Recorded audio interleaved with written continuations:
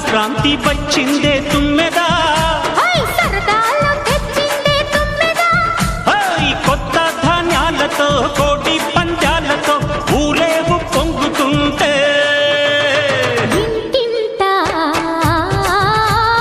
పేరంటం, ఊరంతా ఉల్లాసం. కొత్త అల్లుళ్లతో కొంటే మరదళ్లతో పొంగే హేమంత సిరులు.